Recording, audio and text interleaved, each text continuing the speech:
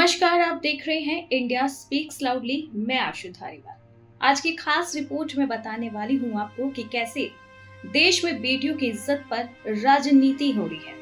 एक नारा है आज की नारी सब पर भारी, लड़की हूँ लड़ सकती हूँ, लेकिन असल में देश में कुछ और ही चल रहा है।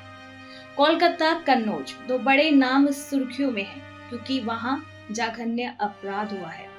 यहाँ कुछ दरिंदों की शिकार बनी है बेटियां, जिनका मैं नाम नहीं लूंगी। लेकिन हमारी सरकार क्या कर रही है? इन राज्यों की सरकार शांत बैठी है और केंद्रीय सरकार रोटी सेकने का काम कर रही है। ममता बनर्जी सड़कों पर कैंडल लेकर घूम रही है, दिखावा कर रही है। क्या सच में आप इंसाफ चाहती हैं? अगर इतना ही आपको फर्क पड़ता तो अब तक मुजरिमों के गले में फांसी का फंदा होता। दूधो गुंडा कहने वाली शेरनी थी आप लोकसभा चुनावों तक, और अब क्या सच में आप इतनी कमजोर हैं कि ये कैंडल वाला ड्रामा आपको करना पड़ गया? और बीजेपी, तुम्हें क्या मजा मिल रहा है? बेटी के लिए इंसाफ मांगो, ममता बनर्जी का इस्तीफा नहीं। खैर, इस्तीफा तो बनता है, लेकिन तुम तो इंसाफ की बात करो। जब इंसाफ मिल जाएगा फिर इस्तीफे के लिए रोड पर बैठ जाना। अब एक और नाम मुझे याद आ रहा है, लड़कियों की मसीहा, महिलाओं की मसीहा प्रियंका गांधी वाड्रा, जो कन्नौज में नाबालिग संग बलात्कार पर बिल्कुल शांत है। पता है क्यों? क्योंकि इस क्राइम को अंजाम देने वाला उन्हीं का भाई बंधु, मतलब सपा के प्रमुख अखिलेश यादव का खास है। नाम है नवाब सिंह यादव। कुलदीप सेंगर नाम याद है आपको? उन्नाव में बीजेपी के विधायक एक नाबालिग संग बलात्कार में दोषी पाया गया था। जब तक वो दोषी सिद्ध नहीं हुआ था तब तक प्रियंका गांधी ने रोड जाम किए, नारेबाजियां की, मरने मिटने की बातें की और भी बहुत कुछ। लेकिन कन्नौज पर चुप, 0 सन्नाटा। ऐसा क्यों? आपसे भी यही सवाल है कि आखिर ऐसा क्यों? लेकिन यहाँ इन मसलों पर महिला नेता चुप्पी बनाई बैठी है, तो वहीं पुरुष नेता जो है वो अपने पुराने हिसाबों को चुकता कर रहे हैं। कोलकाता में बीजेपी अध्यक्ष सुकांता मजूमदार और कन्नौज से सांसद अखिलेश यादव। सुकांता कोलकाता में लोकसभा में जो हालत बिगाड़ी थी ममता ने बीजेपी की, उसका बदला ले रहे हैं। ममता का इस्तीफा मांग रहे हैं, सड़क पर बैठकर छाती पीट रहे हैं। और अखिलेश यादव जो कह रहे हैं कि नवाब से पार्टी का कोई लेना देना ही नहीं है। ऐसा इसलिए क्योंकि तिरवा विधानसभा से टिकट मांगी थी अखिलेश यादव से, जो उन्हें नहीं मिली, तो हो गया कलेश नवाब और अखिलेश के बीच। वरना ये केस पहला नहीं था, ये 16वां केस था, बता दे, नवाब पर।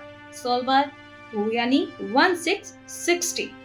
लेकिन तब अच्छी पड़ रही थी अखिलेश यादव से नवाब की, तो कोई नहीं कहकर हर बार अखिलेश ने बचा लिया, केस कोर्ट तक पहुंचने ही नहीं दिया।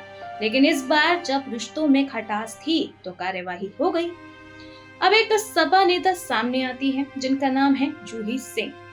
उनका कहना है कि अगर लड़की मात्र 15 साल की थी तो वह किस तरह की नौकरी ढूंढ रही थी। वह नवाब सिंह को पहले से जानती थी। सुबह फोन पर दोनों के बीच काफी देर तक बात हुई है। रात में अचानक 112 नंबर पर फोन जाता है और पुलिस नवाब सिंह को गिरफ्तार करने आ जाती है। अगर लड़की के साथ छेड़खानी हुई तो उसे न्याय मिलना चाहिए, नहीं तो नार्को टेस्ट करवाया जाए।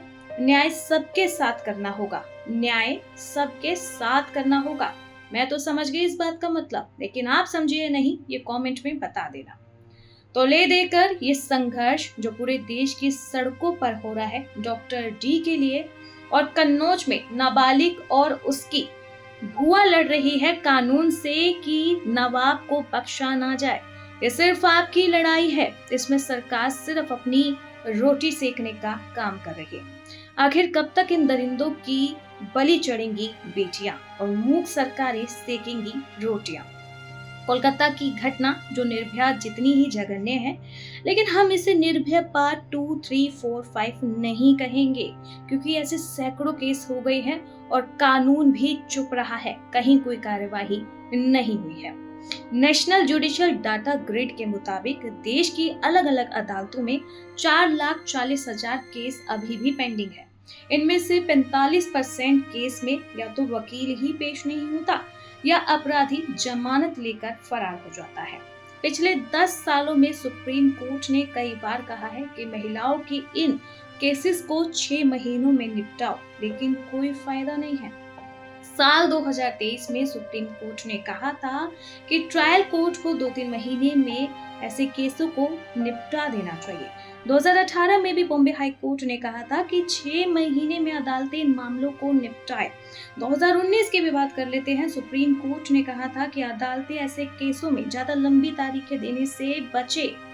20, 21 और 22 में भी यही बातें हुई, लेकिन कहीं कोई असर नहीं दिखा।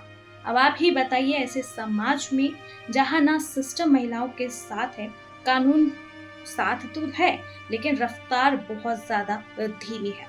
पुलिस प्रशासन पहले इस केस को सीरियस नहीं लेते, पहले कई बड़े एंगल्स निकालने की कोशिश करते हैं। बाद में जब केस बलात्कार की श्रेणी में जाता है तो कोर्ट तक जो है सबूत नहीं पहुंच पाते। जो चश्मदीद गवाह होते हैं उन्हें कोर्ट तक पहुंचने नहीं देते।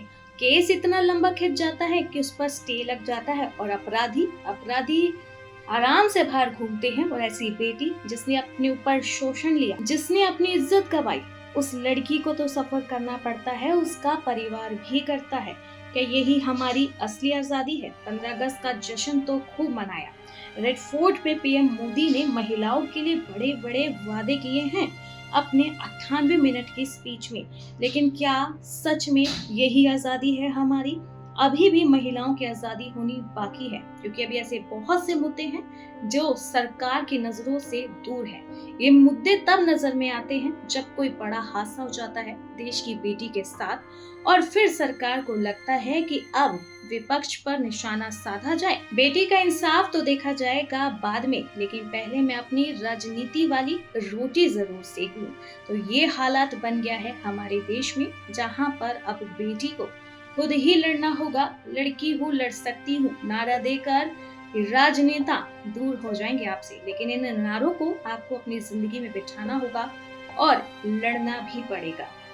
अब लड़की को द्रौपदी नहीं, रानी लक्ष्मीबाई बनना पड़ेगा, क्योंकि अब मोहन बच्चाने नहीं आएंगे, अब मोहन हमें खुद ही बनना पड़ेगा।